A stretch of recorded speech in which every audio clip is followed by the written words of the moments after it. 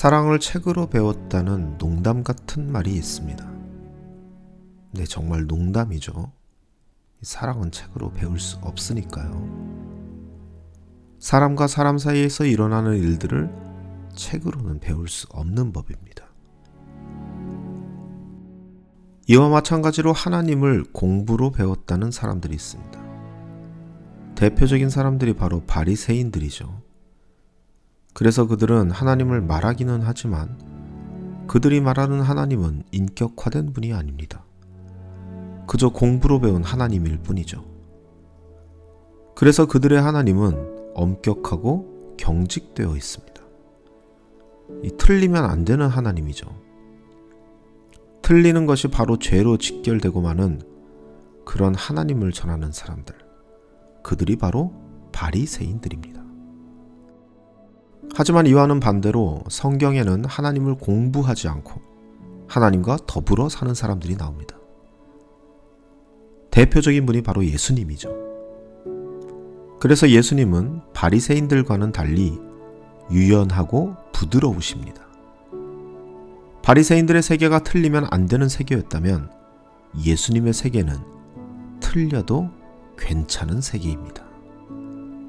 왜냐하면 살아간다는 것은 틀릴 수 있다는 것을 항상 염두에 두고 있기 때문입니다.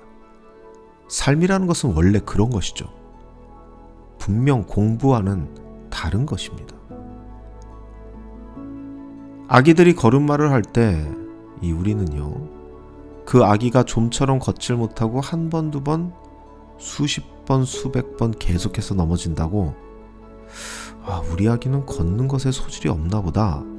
다른 방법으로 이동할 방법을 한번 찾아봐야 되겠다. 이렇게 생각하지 않습니다. 아기들이 걷기 위해서 도대체 몇 번을 넘어져야 할까요? 셀 수 없습니다. 이와 마찬가지로 우리가 하나님과 더불어 살기 위해서는 도대체 몇 번을 틀려야 할까요? 하나님은 우리가 틀려야 한다는 것을 잘 알고 계십니다. 왜냐하면 하나님을 믿는다는 것은, 하나님과 더불어 살아간다는 것은 공부의 영역이 아니라 인격적인 관계를 맺는 삶의 영역이기 때문입니다. 우리는 틀리면서 삶을 배워갑니다. 언어를 배울 때도, 음식을 할 때도, 자전거를 탈 때도, 인간관계를 맺을 때도 우리는 틀리는 과정 없이, 실수하는 과정 없이 그것들을 잘 해낼 수 없습니다. 그리고 게다가 그 실수는 한 번, 두 번만으로 끝나는 것이 아닙니다. 실수하고 틀리고 또 실수합니다. 심지어 우리가 나이가 들어서 인생의 관록이 넉넉하게 쌓여서 주변 사람들에게 어르신이라고 불리는 그런 나이가 들지라도 우리는 아마도 여전히 실수하고 있을 것입니다.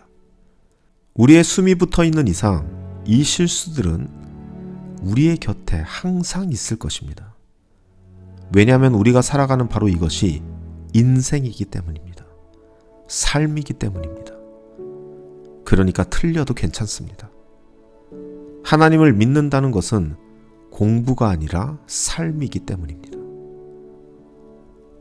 베드로는 예수님께 이렇게 물어봅니다. 예수님, 내 형제가 죄를 범하면 도대체 몇 번이나 용서해야 할까요? 7번 정도면 되겠습니까? 이렇게 물어보죠. 그러나 예수님께서는 이렇게 답변하십니다.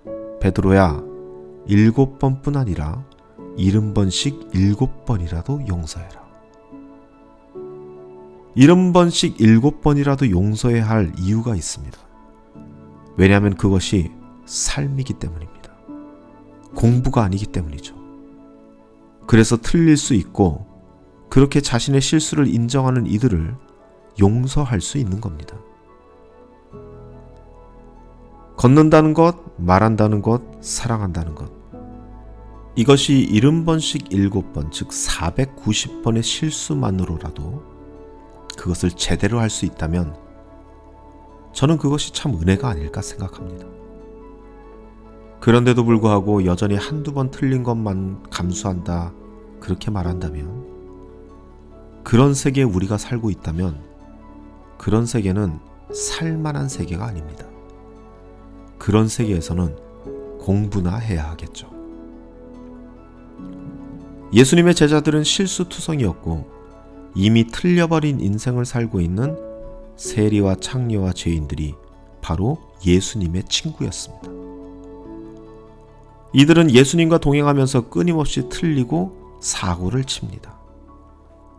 안식일에 밀 이삭을 잘라먹고 귀신 앞에서 벌벌 떨고 풍랑 속에서 죽겠다고 소리치고 어린아이들이 예수께 나오는 걸 막아서고 내가 더 크네, 네가 더 작으네 그러면서 싸우고 예수님의 사역 내내 이거는 도움이 되는 정도가 아니라 오히려 방해가 되는 참으로도 처치곤란한 실수투성이의 사람들이었습니다.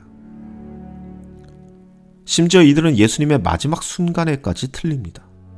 죽음이 두려워서 예수님을 모른다고 부인하고 무서워서 골방에 모여서 숨어있고 좌절해서 낙향해버리고 부활의 사실마저 믿지 못하는 마지막 그 순간까지 철저하게 틀린 선택을 하는 그런 사람들이었습니다.